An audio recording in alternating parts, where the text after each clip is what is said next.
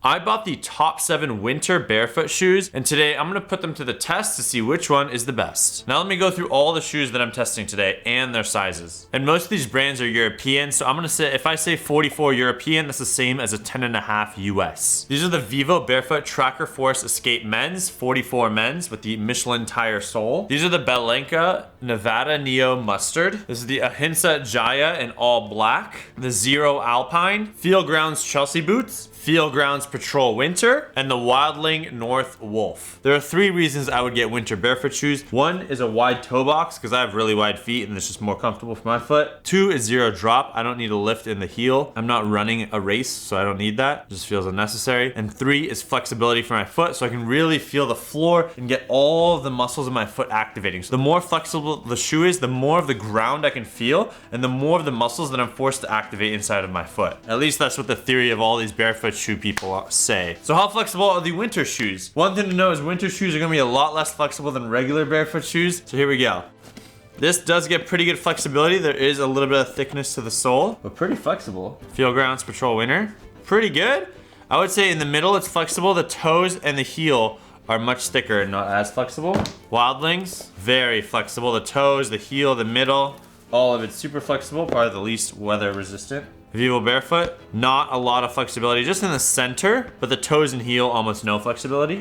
Belenka, middle flexibility, no toe and heel flexibility. Ahimsa, oh yeah, this has got a ton of flexibility. This one has a lot of flexibility. It feels like there's nothing there, so you get that full barefoot feeling. Zero, this is the least. So this will probably give you the most protection against the floor, but the least amount of flexibility and sensations of the ground. But this feels like a legit boot. This is probably the closest thing to like a legit snow boot with a wide toe box and zero drop. In terms of flexibility, obviously the Ahimsa and probably the Feel Ground Chelsea boots come in close second. The Ahimsa and the Wildlings are probably the best for flexibility, then maybe the Feel Ground Chelsea boots. But I think in terms of weather protection for the winter, the more winter protection they have, the less flexibility you're gonna get in that shoe. Height. So in terms of height, that's what's gonna protect you from, like, let's say there's a lot of snow or it's raining a lot and you get a lot of splashes of water. The higher the shoe, the more protection you're gonna have from the outside environment. For the most part, most of these shoes, if I line them up next to each other, are pretty close in height. You might have some more height on the Wildlings as well as the Ahimsa, but overall these are going to cover your ankles to protect you from snow and water. I think there's a minimal difference between height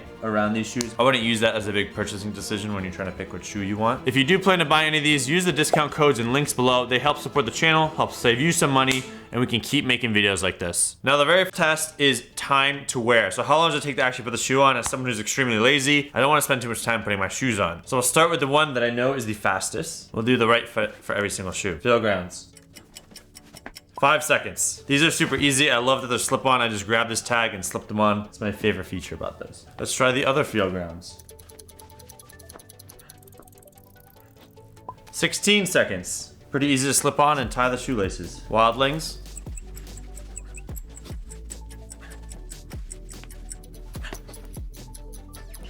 28 seconds.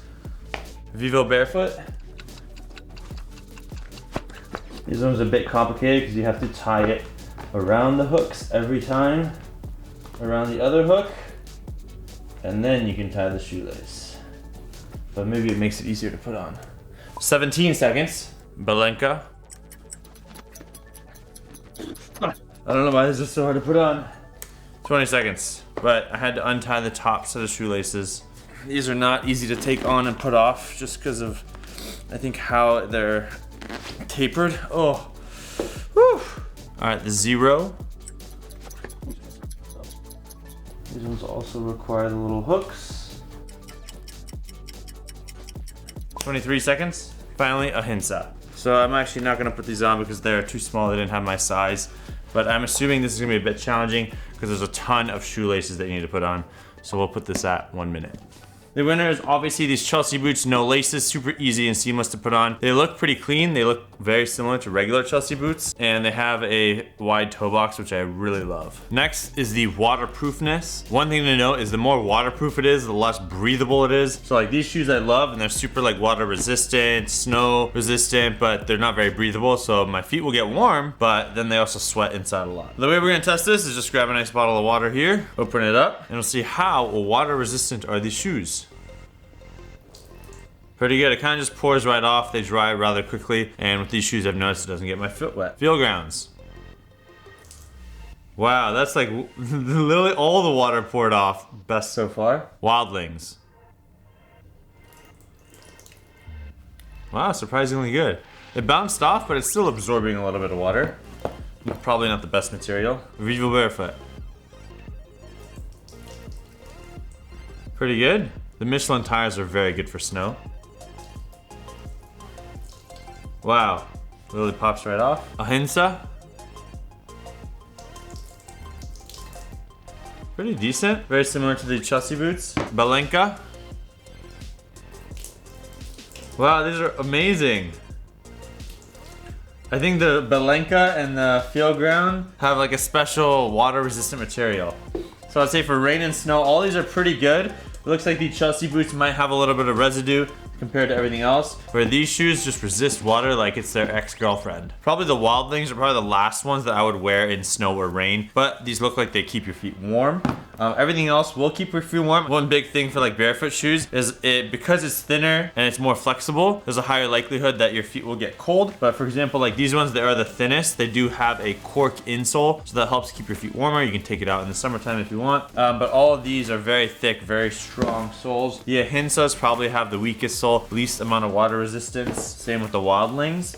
But the Feel Ground Patrol Winter, the Vivo Barefoot Forest Escape, the Balenka, and the Zero winter style shoes are amazing for water resistance, having very strong soles, and you will slip the least amount. The Feel Ground Chelsea boots have pretty good traction, and the Wildlings probably are going to be, the Wildlings and the Hints are probably the least winter traction friendly. Next up would be the Feel Ground Chelsea boots, and then the rest of the shoes would be at the top of the list. And then comfort. In terms of comfortability, since I've put all these shoes on, these are barefoot shoes. You're not gonna get cushion, you're not gonna get comfort. The whole point is to really feel the floor, force your foot to activate all your muscles, and it's the least comfortable because it's gonna require the most amount of effort. So don't even think about comfort when it comes to buying barefoot shoes. We're here to protect our feet from the winter and have the best, strongest feet possible. So in terms of price, the Vivo Barefoot is going to be the most expensive out of all of them at $270. The rest will be kind of the $140 to $190 range. $189, $179, $149, $270, $159, $159, and $139. I gotta say, I've worn these Vivo Barefoots for a while, and I've gotten a lot of compliments, even though they are still barefoot shoes with the very wide toe box. But these are one of my favorites. They just take a little bit too long to put on. I will wear these if the weather outside is extremely bad, or if I'm going hiking, or if I just need very good shoes for an outdoor experience. My next favorite is the Chelsea boots. These ones I love because they're super easy to put on. So if it's like a day-to-day thing, I'm gonna go grab food, lunch, whatever it is. They look clean, they're simple. I can quickly slide these on. I don't have to worry about tying shoelaces because that's the demise of me. I just absolutely dislike tying shoelaces. So these are the great outdoor winter shoes that I can just quickly slip on. They have just enough traction for almost most scenarios. And if I'm not traveling, if I'm in New York City, this is my go-to. Now, if you're planning to buy a set of barefoot winter shoes, depends on like how bad the winter is in your location. Like if you're in California, let's be honest, you're probably not going to be wearing these unless you're taking them to the snow or you're traveling. But if you're in like Minnesota or maybe even Canada, these more patrol winter kind of Balenka shoes might be really good to protect you from the rain, the snow, and they have decent traction as well as the Zero shoes. Those are all great options at a cheaper price point. Just knowing that they do require a little bit more effort to put on, but they do provide a ton of protection and they give you some of that flexibility you get in a typical barefoot shoe. Since you enjoyed this video, go watch all my other videos where I compare all my favorite barefoot shoes. I compare all the Vivo barefoot shoes. I compare all barefoot shoes in general, and I even talk about the ugly truth of barefoot shoes. Watch that playlist.